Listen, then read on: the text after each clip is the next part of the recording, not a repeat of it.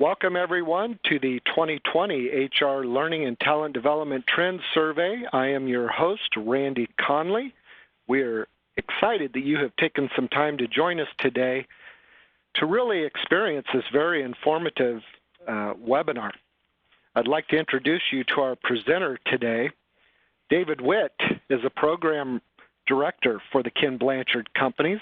I've worked with Dave for many, many years, and I can tell you, he is fabulous at the work he does. He is an award-winning researcher on the topic of employee work passion. He's also the host of the Ken Blanchard Companies monthly webinar series. David has authored or co-authored articles for several magazines and publications, including Chief Learning Officer, Fast Company, Human Resource Development Review, Training Magazine, and U.S. Business Review. Welcome, Dave. We are glad that you are here, and we are excited to dive into this information that you've compiled about 2020 HR learning and talent development trends. Thank you, Randy. I appreciate that introduction. It's always a lot of fun to be together with folks that we have a shared space, and that's around leadership, learning, and talent development. That's one of the things that really brings all of us together. We have a shared interest in bringing out the best in people and the best in organizations. One of the ways that we do that at the Ken Blanchard Companies is on an annual basis we conduct a pulse survey. We want to make sure that the things that we're working on with the company are the things that are most interesting to both our prospective and our existing clients. And so once a year, towards the end of the year in November, we will go ahead and conduct a pulse survey. And we just did that again in November. The data that you're about to see is extremely fresh. We just conducted this survey. Presses. Absolutely hot off the presses. We just conducted this survey 6 weeks ago during the first 2 weeks of November, the 1st through the 17th. And one of the things that we all know is that the field that we're in is very dynamic and changing, and there's a lot of disruption in the learning and development space. And we've got a tight labor market, we've got changing technologies, we've got increased expectations, both from our senior leaders in our organizations, the folks that we're actually providing training and development to, and it continues to create a very ever-changing and dynamic work environment. And that's what caused us to want to make sure that we checked in and saw what was happening in the L&D space. So we conducted a survey on November 1st through 17th. We had over 800 respondents, 822. And I wanted to let you know that here's the functional area of the respondents. We wanted to make sure that we were actually talking to the right folks, the people who were responsible for learning and development in their organizations. So you'll see here, this is the breakdown of the functional area of respondents. We asked people, which of these descriptors most describes you and what you do in an organization or how you describe yourself. As you look at these 6 different functional areas, which one do you most represent or do you most resonate with? If you would, in the chat box, just to kind of keep our fingers warm and keep using the chat box, which of these would you say is most like you? And go ahead and just like Kristen and Allison and Bree and Luis are doing, type in which of those. You consider yourself more of a learning and development, a leadership development, a training and development, or combination. That's great. Looks like, Dave, the chat responses are really representative of the survey respondents. We've got a really great cross-section of individuals all across the L&D, talent and development, OD, job functions within organizations.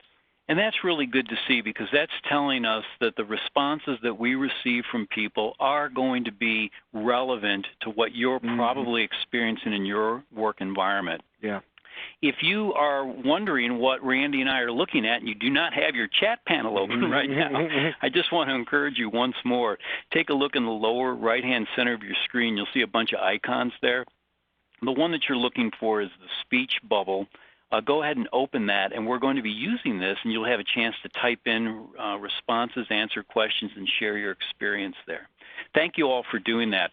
We do have a lot of content to go through today.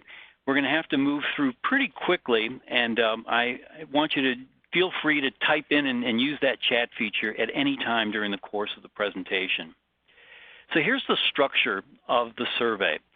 We asked 4 structured questions, and you'll see the responses to those in just a little bit. But then most importantly, we asked one open-ended question. This was really, I thought, the key to the whole survey, and asking people, what's the #1 new initiative that you're planning to focus on in 2020? Those of you who took the survey know that this was the absolute first thing we asked, because what we didn't want to do is precondition people in any way through a bunch of forced choices to start thinking about, oh, that is what I'm thinking. We wanted to know really raw, right from your experience, what's top of mind for you. Now, I don't want to be a tease, so I'm going to share the answer with you right away. So what's the #1 new initiative you're planning to focus on in 2020? Here's what 800 L&D professionals said. It's right here. Wow. There we go. It's clear as mud, Dave. It's clear as mud. The big challenge, of course, is so interesting. Our director of research said, I have good news and bad news for you, Dave. I go, what is it? She goes, you got 800 responses. That's the good news. The bad news is you're going to have to sort through those 800 responses and find out what the patterns are. Yeah. Well, I do have to say, being the trust guy, I like how big trust is there. There you go. And that is representing the number of people who actually said that. Now, this is just a slice of the data. This is actually from the leadership and development section. But I just wanted to give you all a little bit of an idea to see what we started with when we were first sorting through the data. The good news is, if you sit with the data a little bit, patterns do begin to develop, and you can start to look for some subsets. Now, this is the subset when people started to answer the question, what's the #1 business objective that you're going to focus on? Now, I want you all to go ahead and use the chat box right now. When it comes to the L&D professionals who said this is the business case or the business reason why they're doing their initiative, what are some of the words that stick out for you here? If you go ahead and use the chat feature, type in the words that stick out for you here and go ahead and let folks know. So not really the content of what you might be training or competencies you're looking at developing, but what is the driving business issue that's behind your L&D or talent management strategies? That's what we're getting at here. That's exactly right. And you guys have done a great job with this because you've identified the same thing we did. Now, it was only a small number, only about 4% of the people who responded specifically called out a business initiative that they were going after. You'll see the rest of the answers in a little bit. But you did exactly the same thing, which was the #1 business focus for L&D leaders in 2020 is business growth through an enhanced customer experience. Interesting. And we're seeing some of those same things in the chat responses as well. Exactly. Now, we also asked structured questions, and 4 of them all together. And in these questions, we asked with a set list of response possibilities. So I want to show you what this looks like. And here's the answers when we put these different possibilities in front of people: managing change, employee engagement, attracting great talent, improving alignment and collaboration. This is the number of times that people identified that this was a major issue or challenge for them that they will be addressing in 2020. Take a look. I want to call out for a second because we're going to be talking a lot about the scale that you're seeing at the bottom of the screen. And you'll see it running from 0 to 5 here on this picture. There are some words that correspond with each of those numbers. The #1 is to no extent, #2 is a little extent, 3 is some extent, 4 great extent, and 5 very great extent. If you've ever felt like, wow, there's a lot of things that you're trying to do in your organization, this is probably why as you look at this list. I mean, here you've got over a dozen different initiatives, and they have been rated close to or at a great concern for 2020. As you look at this list in the chat box, which of these would you say sticks out most for you? Would you agree that managing change is #1 for you, or is it employee engagement? Is it attracting great talent? Take a minute and share with your peers of this list, What's number one for you? Those are all, very pressing topics, Dave. I know in my conversations with our clients and, we hear all of these things very frequently. And, of course, managing change and employee engagement right at the top of the list very frequently. We just live in a world today that change happens so rapidly. It's just a constant, and you really have to be nimble and on your toes to keep adjusting to changing conditions. Absolutely right, Randy. The second of our four, kind of structured questions asked, which of the following people development challenges, so now we dug in, specifically around people development, and we said is most concerning in 2020. Again, we're using that same scale with, from no extent, little extent, some extent, great extent. And the question was, to what degree are these concerning to you? Now, take a look at what we've got here. Now, we've got getting leaders at all levels to be more coach-like, preparing for leadership gaps, developing team leadership skills, and then we've got jumping to the top here, developing frontline leaders, developing mid-level leaders. As you look at this list, which of these sticks out for you? Which of these is probably a top issue that you're going to be looking at? If you go ahead and type into the chat box and share with your peers, when you look at people development challenges, which of these is most important to you? Yeah. Several of our first comments there, coaching skills, which, of course, building trust is a key component of that. Trust really a foundation for all leadership skills, but getting leaders to be more coach-like, really working side by side with their employees rather than, the traditional top-down approach. Great point, Randy. Now, I'm going to show you a second column because this data on this table is actually not organized by most concerning, even though it's running pretty good. From the top there, you'll see most concerning, 4.69, 4.65, 4.61. It seems to be running in that list. But we've got two other columns that I want to share with you. In addition to asking people to what degree is something concerning to you, we wanted to ask to what degree do you feel that right now you're effective at addressing this? Okay.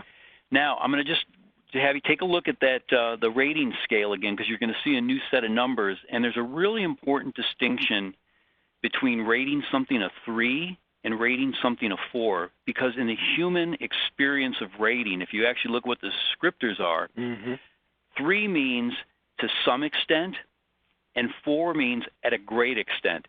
That's quite a gap. Quite a range from something to a great amount of something, yes. It really is. So when you see this next row of numbers, I want you to realize that we've jumped across a very wide gap here. So folks are identifying that these things that are concerning at a great or very great extent.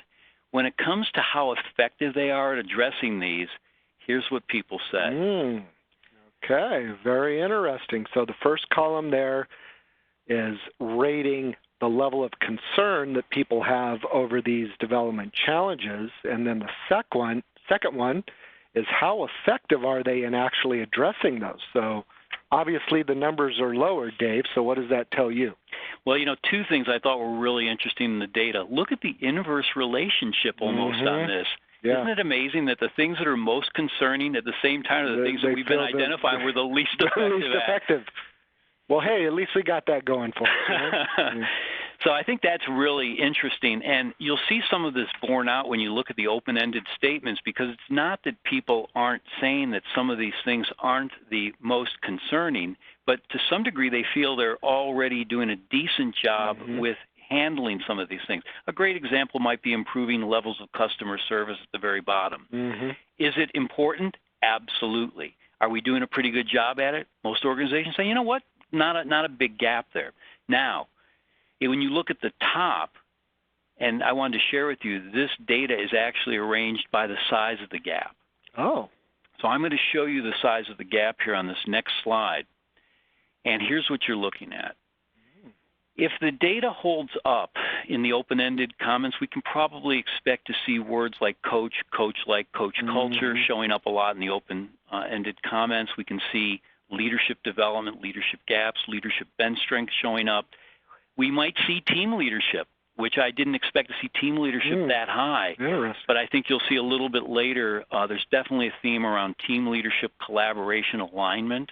So a lot of things that would point that that's a challenge in today's organizations.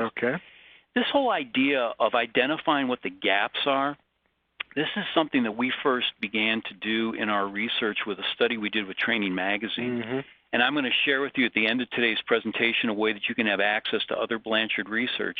But in the Training Magazine survey, we're asking people, how are things going with one-on-ones in your organizations? And specifically, how satisfied are you with the one-on-ones that are being conducted in your organization? The funny way that we used, or the interesting way that we used the gap analysis, we said, what would you like to talk about in your one-on-ones? And what are you talking about in your one-on-ones? And there were some huge gaps. People wanted feedback. They wanted direction. They weren't getting it. The open-ended questions in that training thing, is we said finally at the end, well, if you're not talking about that with your immediate supervisor, what are you talking about? You know what the answer was? We seem to be talking about what my boss wants to talk about. So people kind of missing that whole point of a one-on-one, which is the direct report drives the agenda. So doing a gap analysis like this is a helpful way to prioritize the top issues to focus on, because obviously, as you said, all of those are important.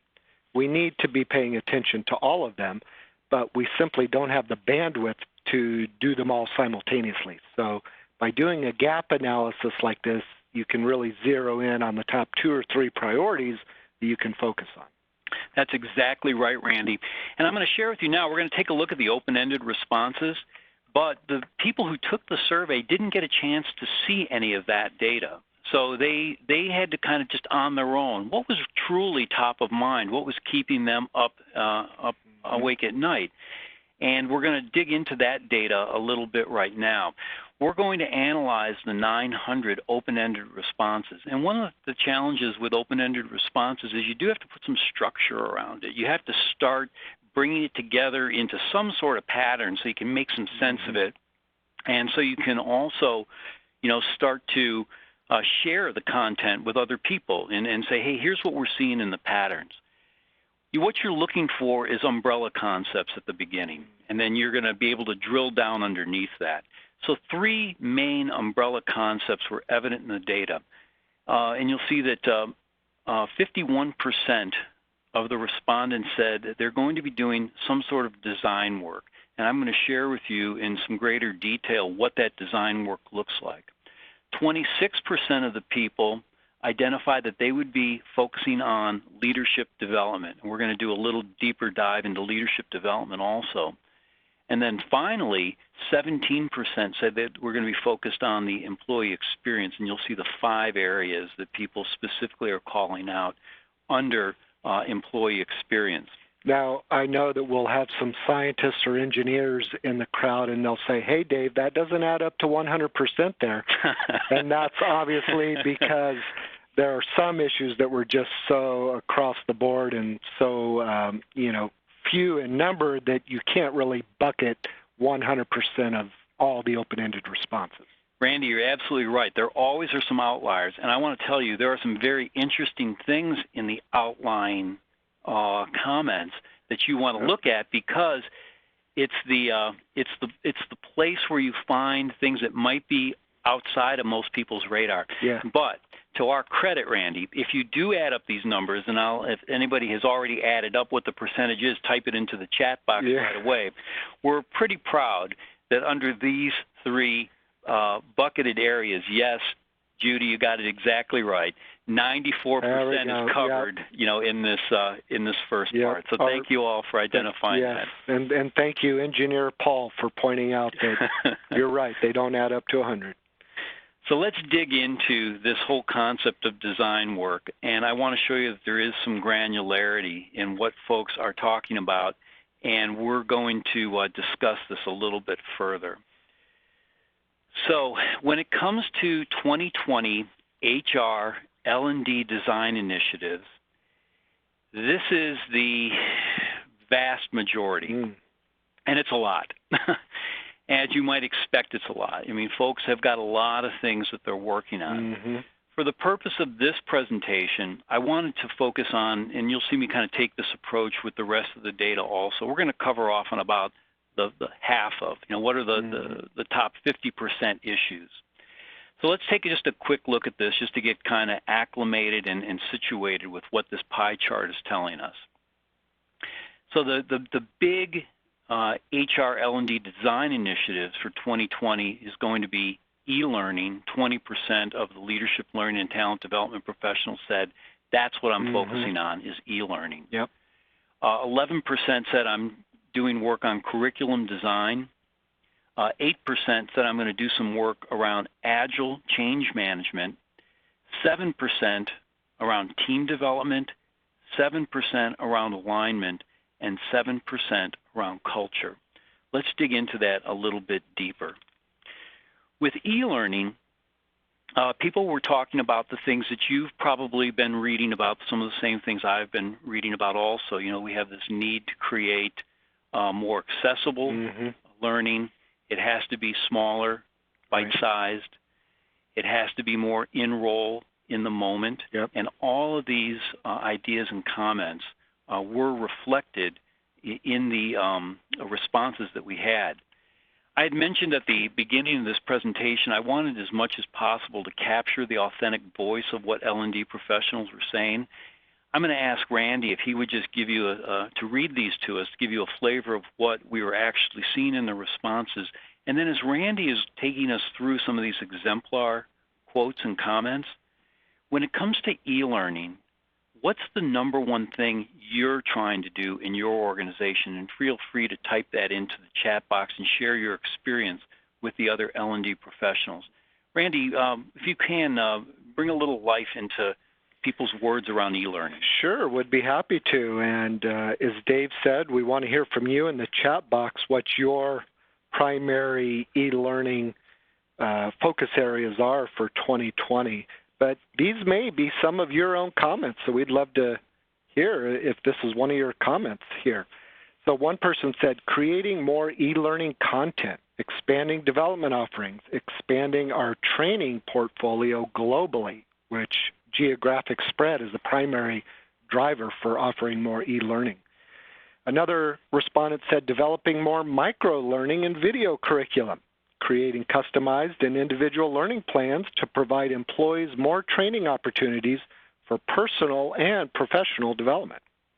Another respondent said increasing access and participation in learning, and that's something, Dave, we are frequently hearing from clients, is broadening the scope of the audience that they can reach with their learning and development initiatives. That person went on to say creating shorter, more focused, single-topic training sessions, launching bite-sized learning sessions 60 to 90 minutes, moving away from two-day programs. Another respondent said digital transformation, flipping my emerging leaders' learning strategy to become more learner-centric and a better fit with changing technologies. Thank you, Randy, and thanks to all of you for kind of sharing in the chat box, your authentic voice. We're getting a chance to hear what other people are, doing, thinking, how they're going to be addressing e-learning in their organizations in 2020. The second big area, the big bucket that came up was curriculum design, and I'd like to do exactly the same process we used with e-learning. I'm going to ask Randy if he would share the authentic voices of the people who participated in our survey, and as Randy runs through that list, if you would share with us what are some of the things that you're going to be doing in your organization around curriculum design. So in the area of curriculum design, we had respondents say things such as setting up customized training programs for core functions, creating learnings and increasing capabilities that connect to our core values. Another person said a revamp and expansion of our leadership development curriculum, back to basics for managers and leaders, going back to foundations, preparing autonomous leaders. And, I hear that from clients as well, that there is always a place for management and leadership fundamentals. Yep. However, the modality of delivery, that's a key, content area that we have to keep addressing. Another respondent said, rolling out a new leadership framework, crafting learning journeys for people managers, that is, individual contributors and key talent. Learning journeys is another key buzzword that is very prevalent in our industry. And finally, enhancing soft skills development and training for managers and supervisors to increase interpersonal skills leading to employee retention. It's perfect. Thank you, Randy. Thanks for sharing the voices of the folks in our survey, and thanks to those of you participating in the chat panel, letting us know, again, what are some of the ways that you're addressing this. And again, if you don't have that chat panel open, do take a look, bottom center of your screen, find that speech bubble, open that up. Lots of great information, additional information being shared from peers in the chat box right now. Thank you all for participating in that. The third area that people identified was around the concept that they were going to be addressing agile and / change management. Here's some of the things that people said there. How about you, in your own words? What are some of the ways that you're going to be addressing agile change management? Randy? Yeah, so we would love to hear you in the chat box there as to how you will be addressing agile change management. Some of the respondents to our survey said, building staff capacity for change, having a growth mindset about change, building trust and mobilizing for change, shifting towards automation and digitization, and then finally, creating a simple change management toolkit to develop organizational capability. Thanks, Randy. You know what was funny about this? It was one of the most identified things in the survey, but people didn't embellish it much. You might look at it and say, wow, there's only 3 things here, and it's kind of straight. People just wrote in change, agile, change, right. agile, change. And so it was interesting. Folks, I think, felt that it didn't need to be explained. Right.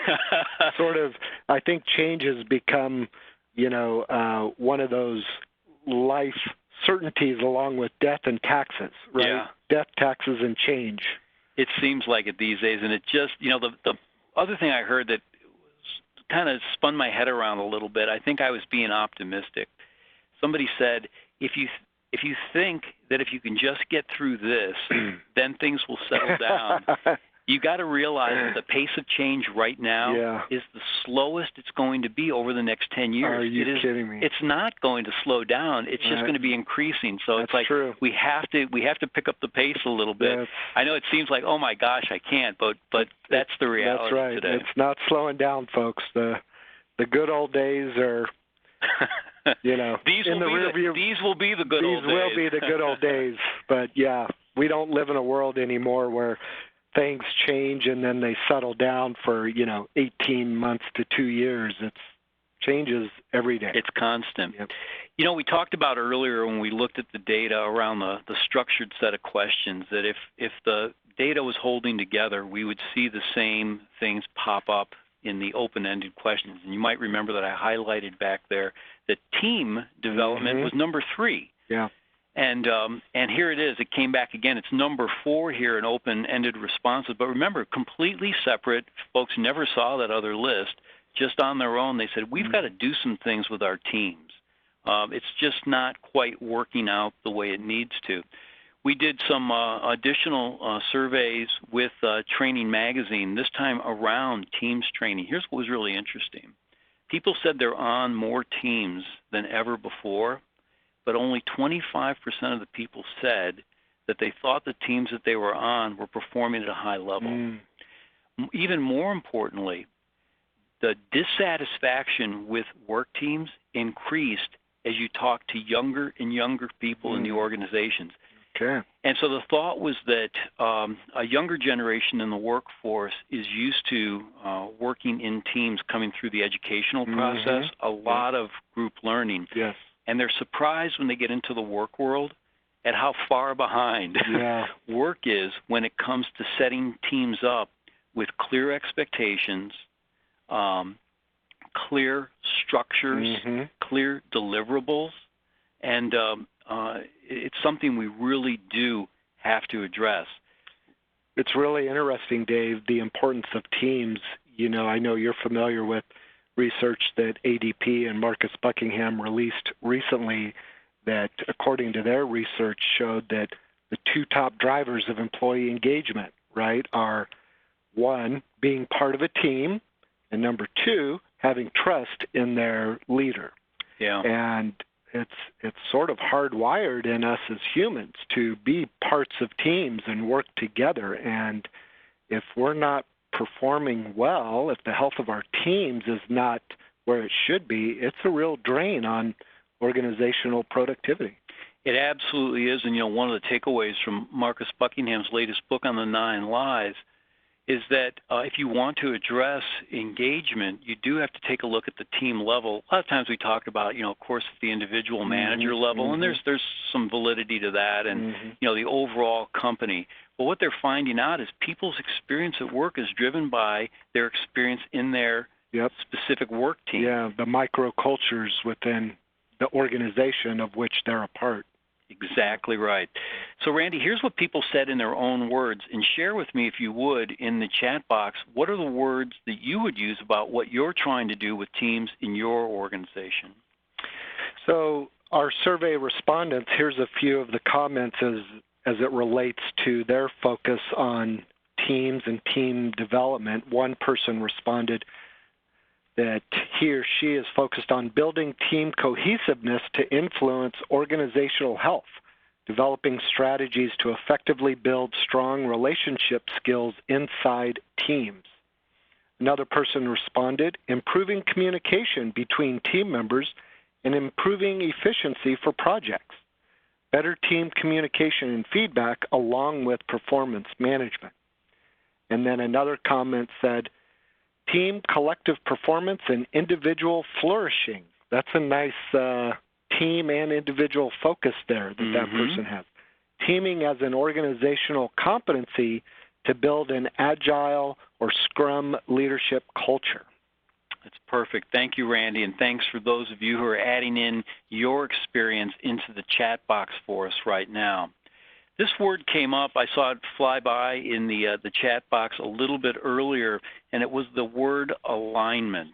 And that came up a lot, too, in the survey responses that we received, that L&D professionals were focusing on getting their organization aligned in a number of different ways. It could be just making sure everybody's working off the same page.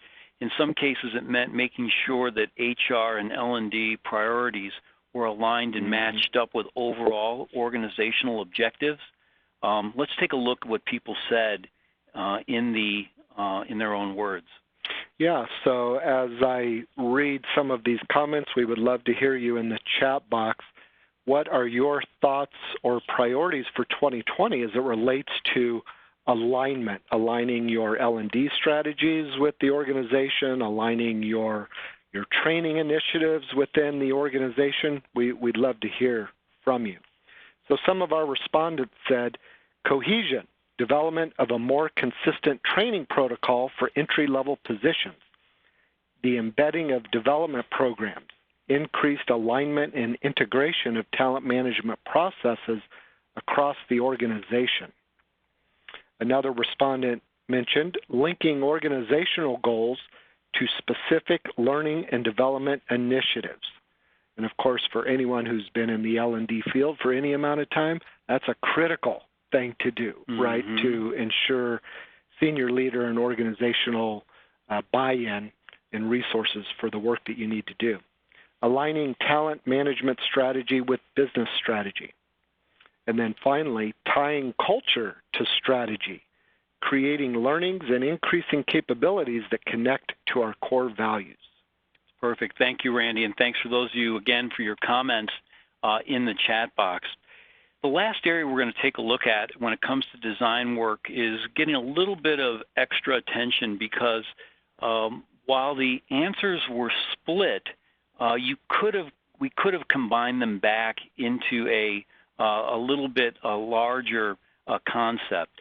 And that last one is the green one there in the lower kind of left-hand side. It's culture. And even though 7% of the L&D professionals specifically said they were going to be doing work around culture in their organization, I wanted to let you know that another 11% identified specific culture initiatives. So you could say that if you added those together, 18% of the people really identified culture, and so it would slot in right after e-learning. Wow. Okay. Culture was a diverse topic unto itself. Yeah. When you mention we want to have a better culture, that means a lot of things to a lot of people. Sure does.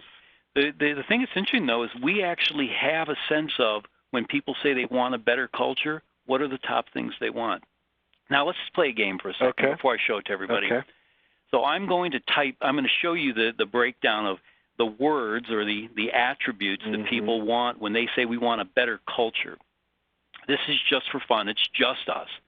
What word do you think people identified most often as far as what a good culture looked like when they said we want a better culture? Type in one word into the chat box for me and then hit well, look at this, Randy. Oh, there's my peeps. They know that the weight of my heart. Just throw the word trust out there. Okay, good. I just want to let that run for just a little bit because it's interesting. A lot of great words running by. Fun, engagement, supportive, clarity, humor, courage. Good. All right, good. Flexibility. Okay, all right. Good. It's always fun just to have a little bit of skin in the game. So now you've kind of got your horse in this race as far as here's what you think they said. Now when we go ahead, we'll actually take a look at this. And there's a total of 8 different attributes that kind of bubbled to the top. And I don't want to spoil it. It looks like we've kind of run that course. Let me share with you what people said. All right. So now you're looking at them. Here's the top culture attributes desired. Number one was collaboration. We need a more collaborative work environment. Now, when you see these things now, we're like, well, you're right. Okay, now I get it. Yeah. Of course, that's a given, right? Right. Yeah. That's why I didn't say collaboration. You knew it was coming up. Yeah. The other thing is, and I think it's interesting, when you go straight off the top of your mind and you think about what you want in a culture, I mean, we saw that word trust popped in. And I think a lot of times what we're identifying is we might be going to a second stage. We want folks to work together effectively. Yeah. And what we know is missing maybe right now is there's not the level of trust. Right. That's what's keeping people from working cross-functionally, sharing openly, a lot of things like that. So I think folks are kind of, fixing, know what the fix is already. Yeah, and I would say that's true of many of the words that people mention there. They are elements of these larger constructs that we have on the screen here. Ability, agility and change, well-being. There are many components to those topics right there. As you look at these 8 attributes now and you think about it in your organization, which one is most important to you? If you go ahead and type in the chat box again, we're going to take a look at that in their own words section again one more time with culture. But I'm curious, as you look at this list, which one most matches up with what you're hoping to do in your organization now that you get a chance to see what other folks have said? Yeah, so of these 8 on the screen here, which ones are the top focus areas for you? We have several responses around resilience. Very interesting. And when you think of change, being resilient to adapt to that change, have that change mindset, that's a key component there. Communication as well. It really is.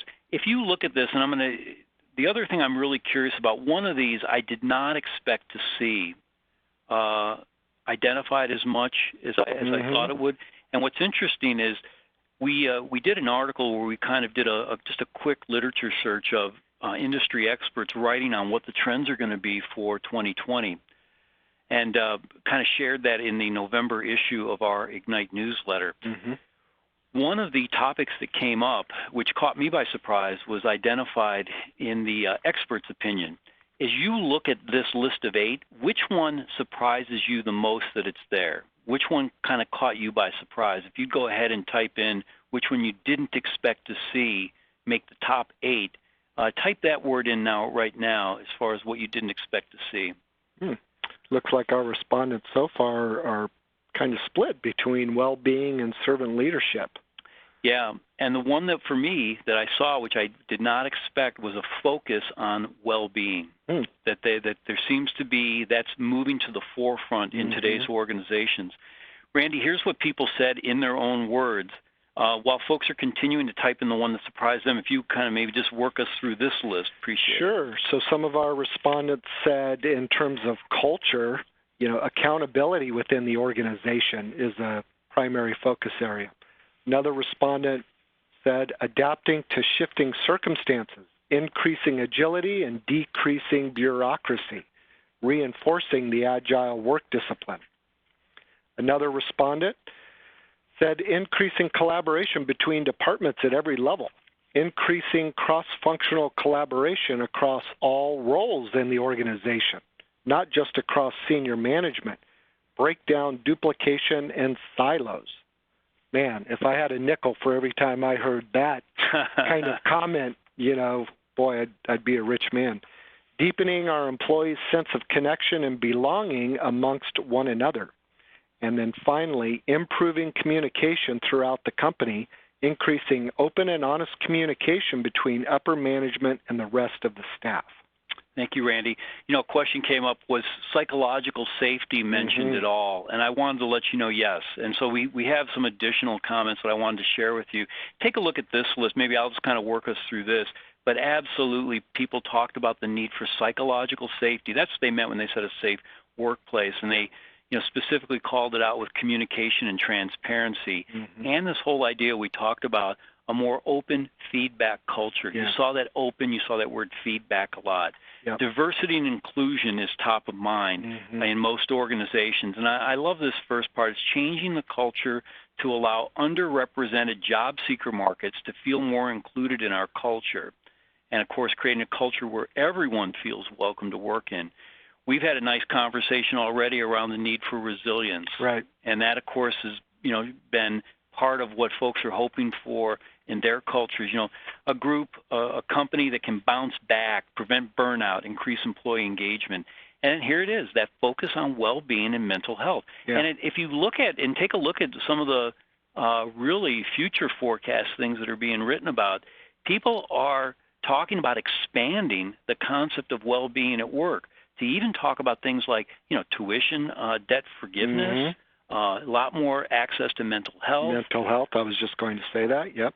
So it's much more than ping pong tables and, free food in the cafeteria. It's really thinking, it's a more holistic approach, the whole person. Right. And it's this whole idea of rethinking and expanding benefits to promote this entire sense of well-being.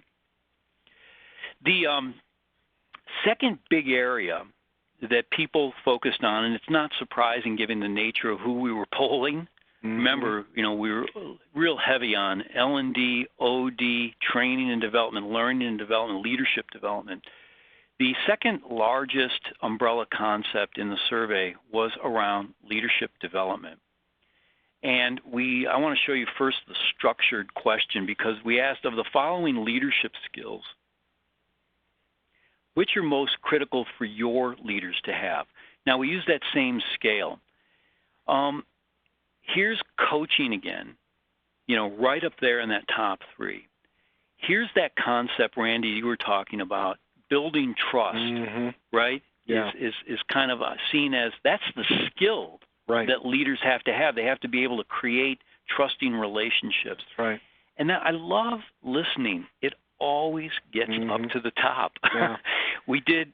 It is so often at the top of the list. It's such a fundamental leadership and management skill, being able to listen.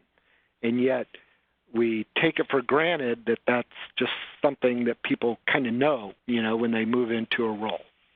It's so true, and it's a skill that needs to be learned, and even though I know that people are working on this and intentioned leaders hope to. The reality is it just isn't quite happening at the level it could yet. Right. We did a series of executive workshops on servant leadership in particular. It's a huge legacy issue for Ken Blanchard that he wants to make sure that he gets the concept of servant leadership out there, that the people lead best when they serve first. And so when we've asked people specifically, what do servant leaders do? Number one at the top of the list, they listen. Yep. And that, so it's interesting to see it here, on top of the list again. Remember, we talked about looking for corroboration among the open-ended and the structured questions. Again, you're seeing managing change, engagement, team building, all in the top 5. Yeah. So really good corroboration here in these 2 areas. Here is the leadership development key priorities that people identified. And just taking a look at the top 3 here, you've got coaching skills is the number 1 leadership development key priority that was identified by our survey respondents. That was followed by emotional intelligence and then by performance management.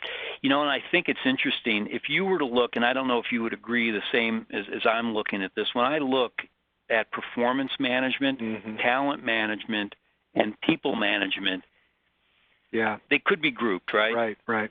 And so this is back to this idea that we're going to do training around foundational concepts. We're going to bring people back to ideas like goal setting, identifying where people are at with specific goals and their tasks, and then adjusting management style to provide them what they need. Some real basics. They haven't gone out of style. They're still needed more than ever, especially when we're talking about the need for alignment, collaboration, trust. Right.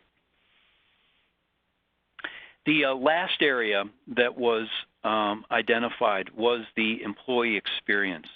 And when people talked about the employee experience, they talked about 5 main areas. They talked about development, engagement, retention, hiring, and productivity. As you look at these 5 areas, and you can see that development is huge, 44%. You can see that engagement, 28%. And then you've got this retention, hiring, and productivity. I'm going to ask Randy one more time just to give us a little bit of a sense of people, again, in their own words. Which of these is top of mind for you? If you could use the chat box one more time and tell me of these 5, which one is most important to you? And Randy, while folks are typing that in, if you could just help us with understanding in their own words what people were thinking about when it came to the employee experience. Right. When it came to employee experience, our respondents said things such as career planning and career pathing for employees, creating learning pathways for career progression, or the aspect of reskilling in a learning and talent development context, developing individual strategies for my team members to excel in their current role and prepare for their next desired role. And then increasing engagement in staff around what could be rather than what is. I love the way that person phrased that. What could be, that's getting at the growth mindset, of what could be rather than focused on what is the present. Perfect. Thank you, Randy, and thanks for all of you with sharing your thoughts in the chat box for us. I have a little bit of an exercise. We're going to move into a Q&A section. We're going to talk a little bit about what the summary statement is for 2020, and then I'm also going to share with you an opportunity for you to take next steps around addressing some of these issues in your organization. But my task for you is I would love to know, what would you say now is your number 1 new initiative that you're planning to focus on in 2020? Take a moment, think about that, take your best shot at it, and then once you've got it kind of in a certain place, go ahead and type in what your number 1 new initiative is going to be for 2020. While you're all doing that, I want to share with you the 2020 summary statement that the Ken Blanchard Companies has pulled from that data. And here's what we are sharing with our clients is going to be the main focus in 2020. And I think what this is showing is that while we definitely have an understanding of some of the futuristic things that are in our future, like blockchain technologies, artificial intelligence, virtual reality, those things are coming. And they're definitely inside of that 6% of what people are focusing on. You can still see that there's a lot of good, solid, foundational block and tackling that L&D professionals are focused on in 2020. So here's our 2020 summary statement, that in 2020, leadership learning and talent development professionals are planning to focus on the development of employees at all levels, and this is with a special emphasis on frontline and mid-level leaders, by improving skill levels and creating a more supportive and change-ready culture to improve the organization's ability to collaboratively succeed and grow in a changing environment by making it easier. And Randy, you mentioned this at the very beginning. The focus is on making it easier to access training resources. How about you? What's your number one initiative for 2020? If you'd share it with your peers and share it with us in the chat box, we'd love to see what your main focus is going to be in 2020. While you do that, I'm going to go ahead and ask Katie Small, who's here with us engineering today's presentation, to share a poll, because we do have some next steps for you. And if the poll is not open for you on your screen, just take a look in the upper right-hand corner. You'll see the word polling, a little hash, not a hash mark, what is that, a chevron? Chevron, down arrow, little upside down caret, something. It's that thing. And it's next to the word polling. Go ahead and push on that. That'll open up the poll for you. A couple of things. If this is your world, if what we've talked about today is what you're experiencing, and if these are the challenges that you're facing also, I want to let you know that this is the space that the Ken Blanchard Companies has been operating in for over 40 years. I'd love to share a stat with everybody. The Blanchard Companies has successfully deployed $1 billion of training in just the last 20 years. Wow. This is the place that we operate in: culture, leadership development, employee experience. We have got some wonderful articles and ebooks on all three of those areas. If you would like free access to those articles and ebooks, go ahead and choose A on the poll on the right. In January, we're going to have Scott Blanchard come in and talk now about this data and what to do about it. You can see we used up a full hour going as fast as we could just talking about what the data is. And, of course, what's most important is what are we going to do about it. Scott's going to share with us in January some of the things that we recommend that you take as first steps. If you'd like an invitation to that January webinar, go ahead and choose B. And then the Blanchard Companies has got some wonderful solution architects that can help you with discussing any of these issues, and we'd love to set up. I've got a limited number of complimentary. Go ahead and choose C. Once you've made your choice, hit the submit button, and then we'll go ahead and follow up with you the way that you'd like to be followed up with. Well, Randy, that time went by really quickly. I'm going to go ahead and just move us over to the last slide in our deck and then open up the chat feature one more time. Thank you all for all of your work in exploring this topic together with us in the chat box. It's really been a lot of fun to be together with peers and kind of share, collectively what we're working on. We are just about out of time for questions, and I don't want to just run through that quickly. I want to give people an opportunity to share and ask their question and get a complete response back. We do have a email box set up. It's webinars@kenblanchard.com. That's plural, webinars@kenblanchard.com. If you have got a question that we can answer that's related to this, some thoughts, some experience, if you're looking for some help, if you're in the middle of putting in a request for funding for an initiative even, we can help with all of that. We've got a bunch of great resources that we can share with you, and we'd love to. And we would share all those resources with you at no charge. So if you'd like something around that, just send a message to webinars@kenblanchard.com. I'll either get back to you personally or route your question to the appropriate person here at Blanchard. I saw Bob asking a question, will the slides be shared? Yes. Everybody that was registered and participated in today's event will receive the complete slide deck. So thank you all for that.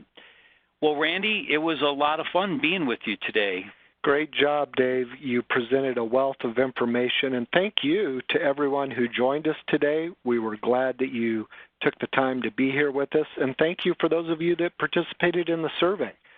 It's this community that we're all working together in, and the data reflected that as well. I will add that if you would like any of these resources, please visit our website at kenblanchard.com. You can subscribe to our Ignite newsletter, which Dave is the editor and publisher of that.